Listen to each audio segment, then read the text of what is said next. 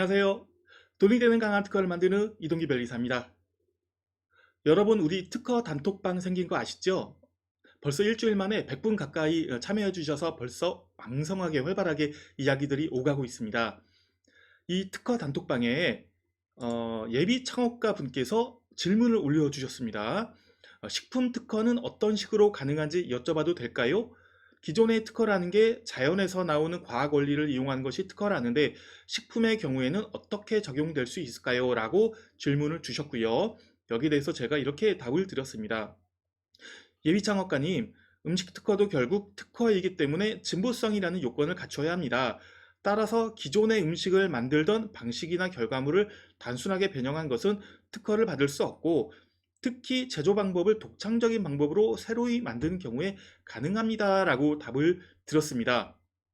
그리고는 실제 저한테 이런 음식 특허에 대해서 아주 좋은 사례가 있습니다. 그래서 이번 영상을 통해서 여러분에게 소개를 드리려고 하고요. 이 영상 보시는 분들도 특허 단톡방 많이들 참여해 주시고요. 또 음식 특허 관심 있으시면 오늘 영상 유심히 봐주시기 바랍니다. 오늘 소개해드릴 사례는 부산에서 오리뼈 우거지탕을 개발해서 가게를 오픈하신 이용철 대표님의 사례입니다. 이용철 대표님은 오리가 좀 영양 성분도 좋고 맛도 있지만 약간의 어떤 누리내 같은 것이 재료 특성상 있다고 합니다. 그래서 우거지를 활용해 가지고 그런 잡내도 잡고 영양도 높인 그런 오리뼈 우거지탕을 개발하시고 또 식당을 오픈을 하셨습니다. 그래서 이 오리뼈 우거지탕에 대한 특허를 저한테 요청을 주셨던 것이고요. 그래서 미리 결론적으로 말씀드리지만 음식 특허는 가능합니다. 특허가 뭔가 산업에 관한 것 이런 식으로 딱딱하게 느끼실 수 있지만 우리 어떤 특허 제도는 그 특허의 대상을 되게 넓게 지금 인정을 하고 있어요. 그래서 음식도 광의의 산업에 포함되기 때문에 특허의 대상으로 인정을 합니다. 그래서 음식도 특징이 있다면 당연히 특허가 가능한데 다만 어떤 범위에서 어떻게 특허가 등록받을 수 있는지는 이 사례를 지금 오리뼈 우거지탕 사례를 통해서 좀 더 자세히 들여다보도록 할게요. 어, 오리뼈 우거지탕 특허 공보를 한번 보시죠. 2016년도 8월 1일에 등록이 됐고 부산에 계시는 이용철 대표님이 오리뼈 우거지탕 제조 방법이라는 식으로 특허를 받으셨습니다. 근데 이때 유의 있게 특허 공보에서 보실 것은 왼쪽에 있는 선행기술조사문헌입니다. 지금 글씨가 작아서 조금 안 보이는데 읽어볼게요.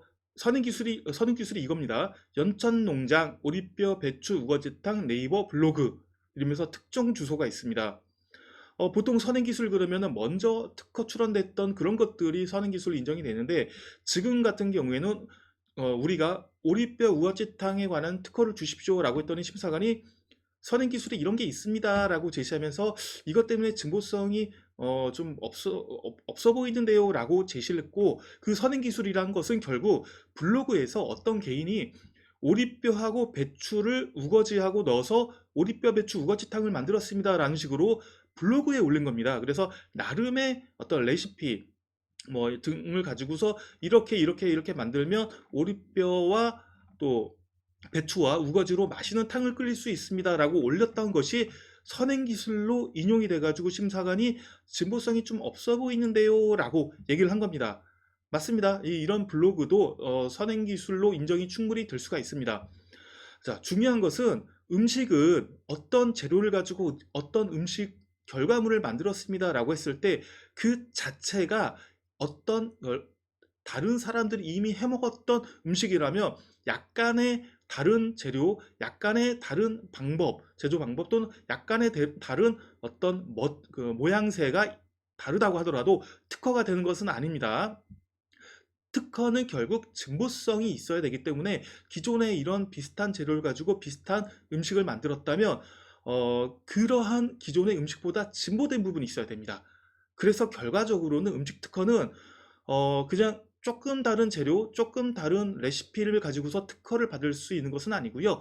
보통은 좀 다른 제조 방법을 가지고서 우리는 고유한 방법으로 음식을 만들었습니다라는 식으로 특허를 받게 마련입니다.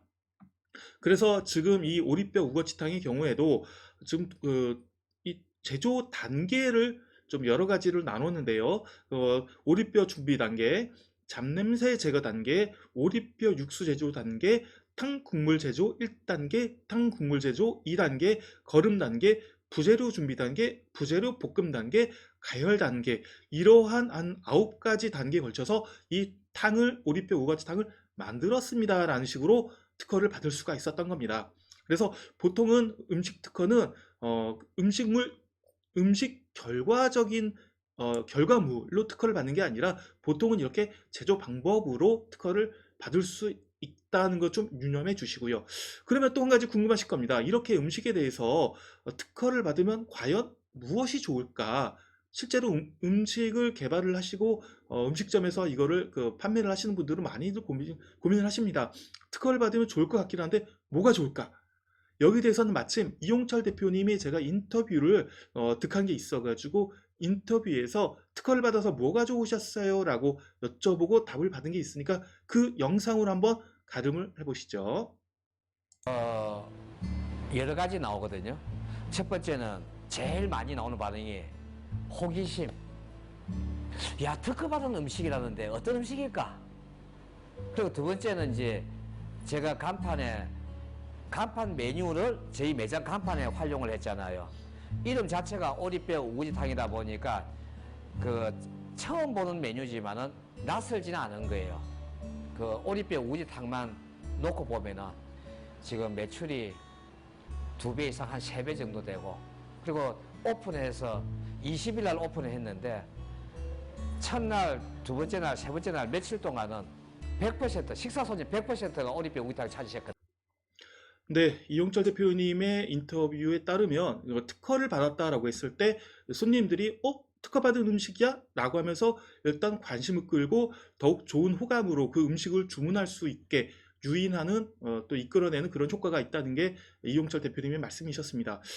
실제로 특허라는 것은 경쟁자가 나의 아이디어, 나의 발명을 똑같이 따라하지 못하게 만드는 모방 억제 효과가 큰데요.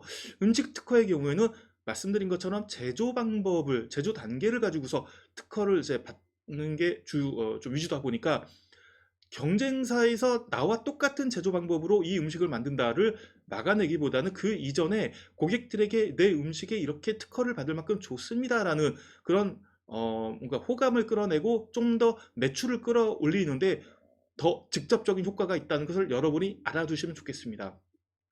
그러면 마지막으로 여러분들이 음식 특허에 대해서 고민하고 계시다면 이런 질문 한 번들 하셨을 겁니다. 괜히 특허를 냈다가 특허에 나의 어떤 레시피나 제조 방법, 노하우를 공개해서 오히려 실이 더 많은 것 아닌가?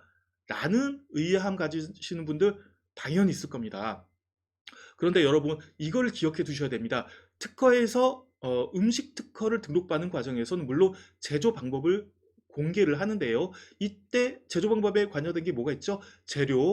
재료의 어떤 분량, 그리고 또 온도 조건, 그리고 온도 시간, 뭐 어떤 온도에서 어느 정도 익히고 어떤 재료를 얼마큼 넣고 이런 것들이 중요하지 않습니까? 그런데 특허에서는 이런 조건들을 전부 다 대략적인 범위에서만 어바웃하게 제공을 합니다.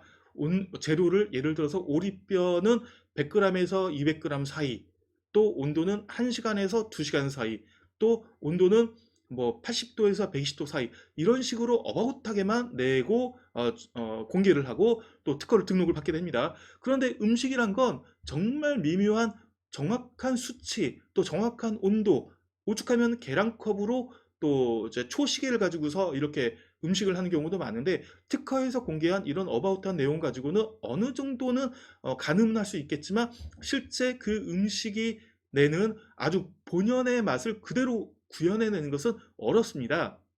그러다 보니까 특허에 공개를 하더라도 실제 그 음식을 만들어내는 정밀한 노하우는 여전히 숨길 수가 있게 되다 보니까요. 실제 특허를 받는 분들도 그런 노하우가 뺏기는 거에 대해서는 굳이 그렇게 크게 걱정을 하지 않으셔도 됩니다. 그래서 오늘 영상에서는 음식 특허에 대해서 말씀을 드렸는데요. 음식 특허도 충분히 가능하다는 것, 그리고 음식 특허에서는 주로 이제 제조 방법으로 독특한 방법이 있을 때 그 제조 방법을 가지고서 특허를 받을 수 있다는 것, 또 특허 등록이 된다 하더라도 실제 내가 숨기고 싶은 노하우, 레시피 노하우는 어느 정도 가릴 수 있으니까 걱정하지 마시고 좀 더 높은 매출 증대 효과를 위해서 음식 특허를 적극 활용하시면 좋다는 점 오늘 결론적으로 말씀드리면서요. 많은 분들도 음식 특허 또 시도하셨으면 좋겠습니다. 오늘 영상 여기까지 하겠고 특허 단톡방 여러분 영상 보시면서 다시 한번 더 많이 가입해 주시고 또 좋아요, 구독 놓치지 말고 눌러주시기 부탁드립니다. 오늘 영상 시청해 주셔서 감사합니다.